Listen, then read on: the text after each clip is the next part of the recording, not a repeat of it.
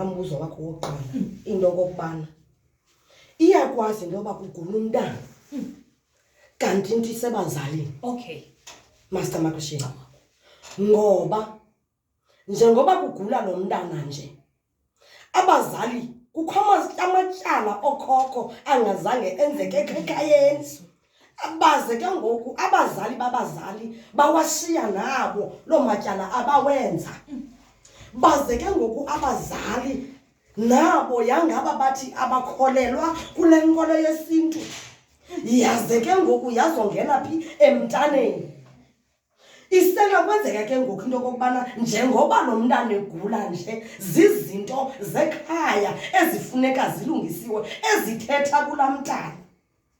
Ngelinye ixesha uyakwazi into yoba kuthi umntana ugule kukufoka umhlophe uyagula esikolweni akaboni esikolweni ena-8 years kuthiwe hayi akabona ebhodini. Abantu abadala bayakuvala bafuna i-attention phi kwikhaya. Bafuna i-attention kwikhaya. Mna ndicebisa into okokubana xa ngabana kukhona umntana ona-8 years makuqale kusatyelwe into zekhaya phambi koba ke ngoku uzawulungisa umntana. Uzawuthi omnye umntu naku umntana wam uyaphela. Izinto zekhaya zazilungisa njani ngoba umntana wam uyaphela.